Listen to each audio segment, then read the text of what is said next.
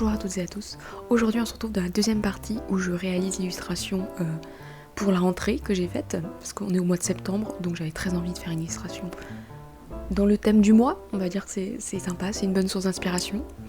Donc ici je le mets en très accéléré, on est en x50, x60 le sketch, puisque la semaine dernière vous avez eu la vidéo en temps réel où je fais l'illustration avec vous très lentement, car je n'ai pas accéléré du tout les rushs que j'avais de vidéo. Donc ici on est très rapide, histoire d'avoir un petit rappel de comment j'ai fait l'illustration. Voilà. Donc cette illustration, je me souviens quand je l'ai commencé, j'avais peur de pas y arriver, mais j'ai persévéré.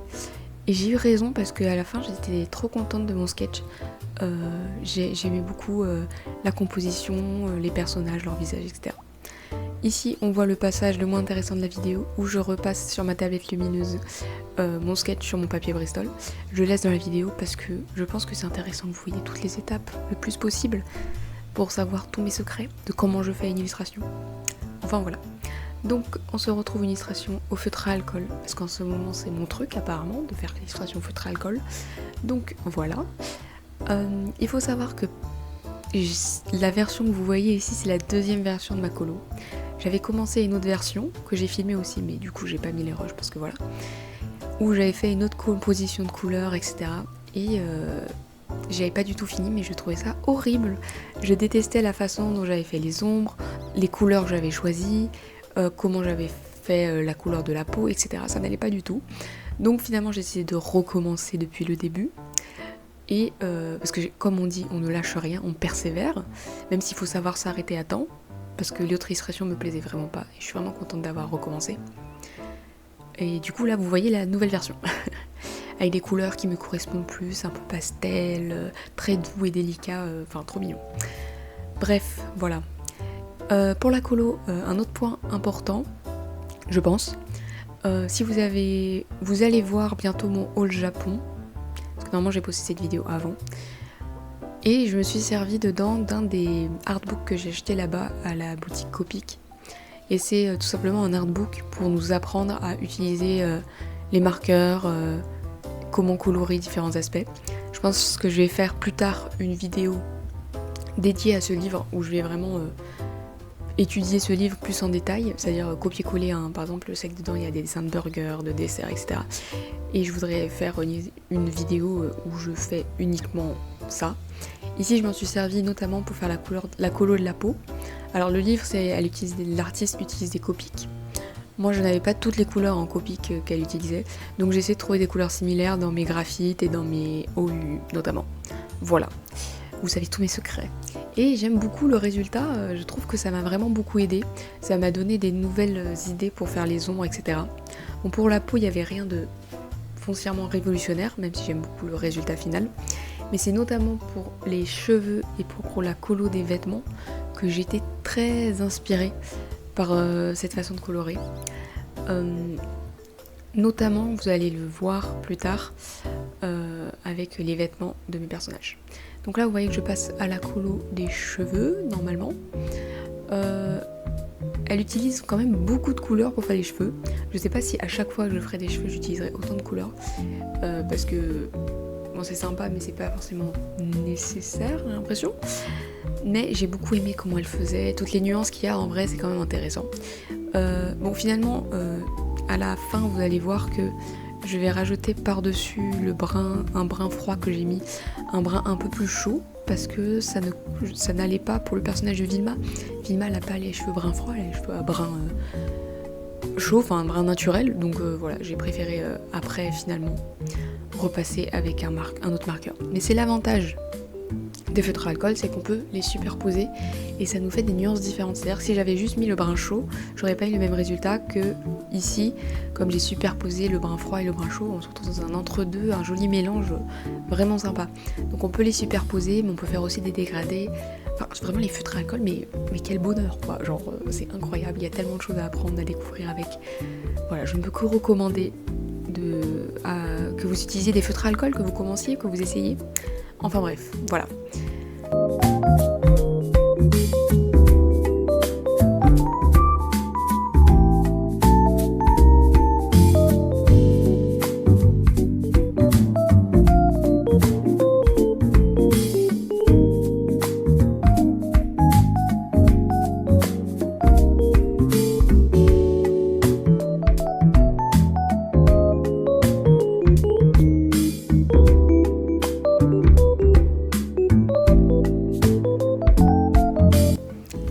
il faut savoir que pendant que je faisais cette illustration, j'ai regardé la saison 2 de Mercredi, qui est sortie récemment, je crois.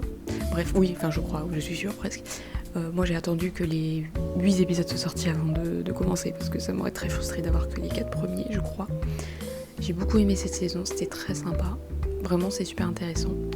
Je sais pas ce que va donner la 3e saison, vu comment se finit le... Enfin, je sais ce qui va se passer dans la 3e saison, mais je veux dire, je sais pas si je vais autant aimer. Mais voilà. Quelle série vous regardez en ce moment ? Parce que là, je regarde la 3e saison de The Gilded Age. J'en suis qu'au premier épisode. Et après ça, j'ai presque plus d'autres séries à regarder. Donc si vous avez des recommandations, donnez-les-moi pour m'occuper pendant que je fais mes dessins. Vraiment, c'est super. Même si je dis ça, mais en vrai, il faudrait pas trop que je regarde de séries en ce moment, puisque c'est la rentrée. C'est d'ailleurs pour ça que c'est le thème de cette illustration, c'est la rentrée. Et il faut que je travaille. Je suis en dernière année de master, donc j'ai mon mémoire notamment à écrire. Donc, faut quand même un peu de sérieux. Donc ici, on passe à la colo des cheveux de Ned. Donc j'ai essayé d'appliquer ce que j'avais appris sur les cheveux de Vilma en brun sur les cheveux noirs de Ned. Alors quand je fais de toute façon une colo avec un personnage aux cheveux noirs, généralement c'est Ned parce que je dessine tout le temps Ned et Vilma, mais ça peut être un autre personnage, j'aurais tendance à faire les cheveux soit bleus soit violets plus que noirs, parce que ça rend pas aussi bien, dans mon style en tout cas, de faire une illustration avec les cheveux directement au noir, au gris et tout ça. Je trouve que c'est plus intéressant d'ajouter des sous-tons à ses cheveux comme on fait quand on fait des colos de cheveux noirs. C'est mieux quand le noir a des sous-tons bleus, par exemple, on aime bien avoir des reflets bleus. Et ben, je pique un peu la même logique mais en plus exagérée dans mes colos. Ici vous voyez que je passe à la colo de la petite, je sais pas comment ça s'appelle, le petit haut de Vilma rose, et vous voyez que je fais les ombres avec du vert. En fait, dans le lit, je me suis inspirée pour le pull de Ned, vous allez voir après, à faire la colo du pull en vert et un peu en jaune aussi, mais en vert. Et l'artiste faisait les ombres avec un rosé et un bleu. Non, un rosé orangé. Et en fait, je me suis dit, c'est trop intéressant de faire ça comme ça. Et du coup, le orange est pas tout à fait la couleur complémentaire, mais presque. Du vert, vous voyez ce que je veux dire. Du coup, je me suis dit, pour le rose, je vais faire la même chose mais avec le vert. Et du coup j'ai pas pris un vert foncé, j'ai pris un vert clair, enfin j'ai pris le même vert que celui du pull de Ned, donc vous voyez qu'il est assez pastel. Et j'aime trop le résultat, enfin ça fait des ombres avec des nuances, avec des couleurs, enfin c'est trop sympa. Voilà. Même si ce qui est dommage c'est que ça rajoute une sorte de texture au papier que je n'aime pas trop normalement, mais ici ça me dérange beaucoup moins. Voilà. Une autre chose que j'ai appris dans ce livre, j'ai appris beaucoup de choses dans ce livre, vraiment il est trop bien, je trouve qu'on en a acheté, c'est de rajouter plus de dégradés dans mes aplats de couleurs. Donc normalement quand on fait par aplats de couleurs, je veux dire, vous avez vu le haut et le pull le haut de Vilma et le pull de Ned, leurs couleurs, si on les regardait dans la vraie vie, il aurait un pull vert Ned et Vilma aurait un haut rose. Mais j'ai pas seulement fait ça, j'ai fait pour le pull de Ned un dégradé du jaune au vert, juste pour rajouter encore plus de nuances de couleurs dans l'illustration. Et pour le haut de Vilma, on voit que j'ai rajouté un rose assez fluo et après j'ai dégradé avec un rose un peu plus... il est quand même fluo quand même, mais un peu plus différent, avec une nuance différente. Et j'ai fait ça avec quelques éléments de l'illustration, avec le mur aussi notamment, avec la table aussi, où j'ai dégradé avec différentes couleurs. Et franchement c'est trop sympa, ça rend vraiment l'illustration très agréable à regarder, intéressante, avec plein de nuances différentes. Pour la colo du pull de Vilma qui est blanc, j'ai aussi utilisé le livre. Vraiment, mais il m'a servi pour tout en fait ce livre. Il est incroyable. Et normalement je fais pas ça au feutre à colle, même en général. Généralement je fais l'aplat du blanc avec un bleu extrêmement clair pour pas que ça soit du vrai blanc. Mais là l'artiste elle utilisait du vrai blanc, donc j'ai voulu essayer. Et ensuite elle fait les ombres avec un gris chaud. J'adore les gris chauds, je trouve que c'est les plus jolis gris. Les gris froids et les gris neutres c'est pas aussi sympa. Voilà. Et ensuite elle a rajouté au niveau de l'endroit où commence l'ombre, une nuance un peu plus chaude, un peu plus orangée, jaune, pour faire un peu plus la transition. Et ça rend super bien. Voilà. Après moi j'ai rajouté tout au long de l'illustration, je pense que vous avez remarqué, un peu de bleu dans les ombres pour ajouter un peu la lumière qui se reflète. Voilà, donc c'est encore une fois pour rajouter des nuances. Voilà, c'est le secret de cette illustration. Et je pense que c'est pour ça que j'aime autant les couleurs que j'ai choisies, c'est que j'ai beaucoup de nuances de couleurs différentes, mais que tout s'harmonise très bien parce que c'est des couleurs... Bon, j'avais préparé en avance la palette, comme je fais à chaque fois sur une miniature, j'avais préparé les couleurs que je voulais utiliser pour chaque élément. Mais les couleurs sont très cohérentes entre elles, même si on a du rose, du bleu, du jaune, du vert aussi. Elles vont très bien ensemble, voilà. Donc c'est super, voilà, je suis très contente. C'est une illustration par contre qui, comparée à d'autres illustrations que je peux faire, qui a beaucoup moins de contraste entre les couleurs. Normalement je fais très attention à ça, c'est-à-dire qu'il n'y ait pas deux couleurs claires à côté et tout ça.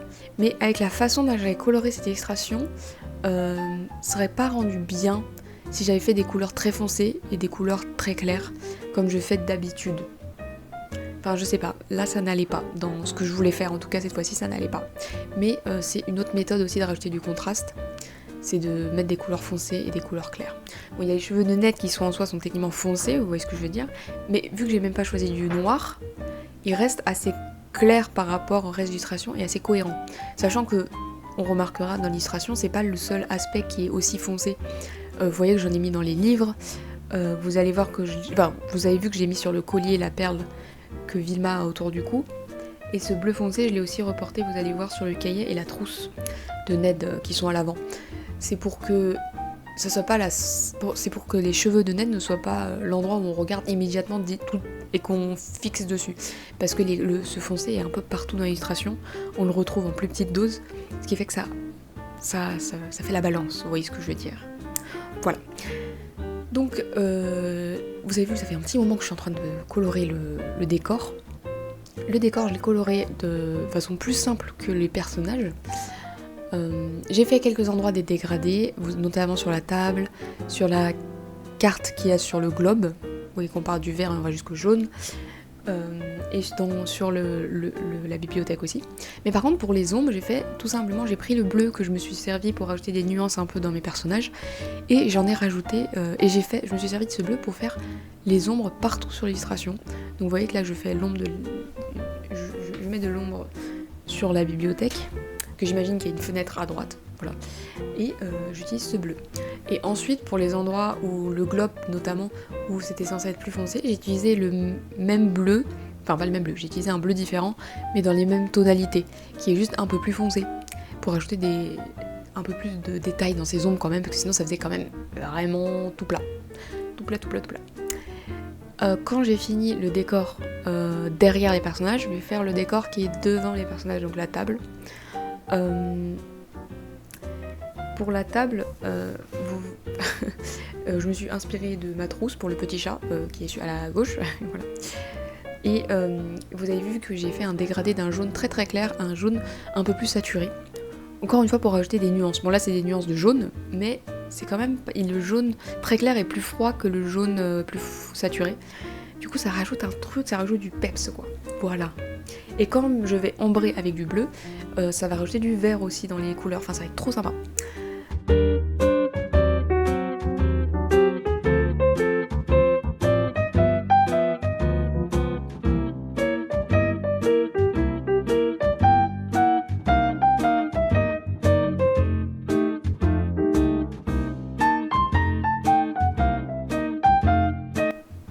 Là je fais les lignes sur les cahiers et c'est un des trucs très dommages que j'ai fait, c'est que les lignes ne sont pas bien faites. Sur la feuille de Vilma, elles suivent pas du tout la perspective, donc on dirait que la fille elle a des lignes de travers sur sa feuille. Et Ned, les premières lignes qui sont plus proches de nous sont pas très cohérentes par rapport aux pages. Enfin bon, c'est dommage, mais voilà. Ensuite j'ai rajouté des petits gribouillis sur le cahier, parce que c'était ça le principe de l'illustration finalement. Voilou.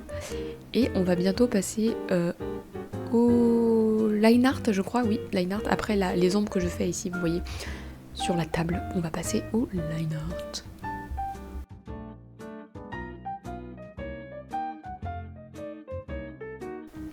Donc vous voyez que je fais le line art, donc moi j'ai décidé d'utiliser un liner rose, parce que cette illustration s'y prêtait bien quand même au rose, il y a pas mal de rose de ce genre de couleur un peu. Donc voilà, j'ai fait un line art rose, mais en vrai le bleu, le violet aurait très bien marché aussi je pense. Voilà. Mais j'étais inspirée par le rose, donc j'ai décidé que ça serait rose.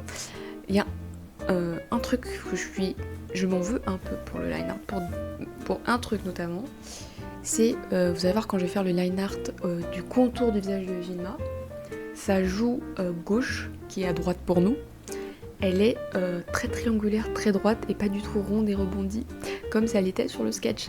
Donc j'ai vraiment raté cette ligne et je suis trop triste parce que du coup elle a un visage très triangulaire, un peu bizarre à cause du line art. Je suis un peu dévastée à cause de ça. Vraiment ça me saoule un peu. Mais bon, c'est pas grave, ça va le faire.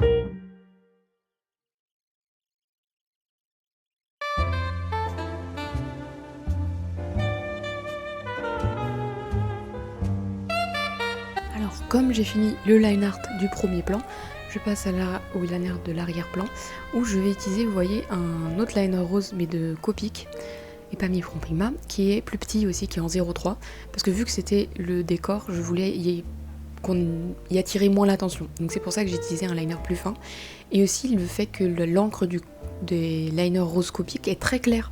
Ce qui fait que j'arrive pas très bien à beaucoup les utiliser parce que l'eau elle est trop claire et ça fait pas assez de contraste avec la couleur. Donc je me suis dit pour le décor ça serait pas mal.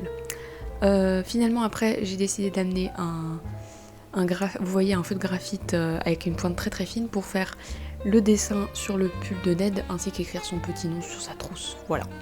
Maintenant je fais les touches finales. Donc les touches finales consistent à utiliser des crayons de couleur pour ajouter un peu plus de blush sur les joues de mes personnages parce que je les trouvais un peu palos. Les pauvres ils sont pas censés être malades. Voilà, donc je rajoute un petit peu. C'est pas une étape que je fais à chaque fois, ça dépend de ce que j'ai fait à la colle au feutre alcool. Et ensuite je vais prendre un brin pour rajouter encore plus de contraste dans les cheveux de Vilma et rajouter des mèches aussi, des mèches un peu volantes, vous voyez. Et je vais faire la même chose avec un noir pour les cheveux de Ned. Voilà. Et donc maintenant je me munis de mon Posca blanc, lettre magique, pour rajouter les dernières touches finales, les vraies dernières touches finales. Donc les reflets, notamment dans les yeux. Mais moi j'aime bien aussi en rajouter sur la peau, sur les lèvres et surtout dans les cheveux où je rajoute quelques mèches blanches en plus pour faire genre c'est des cheveux qui prennent la lumière. Voilà, c'est tout pour moi. J'espère que l'illustration vous aura plu et que votre rentrée s'est bien passée. Allez, bye bye!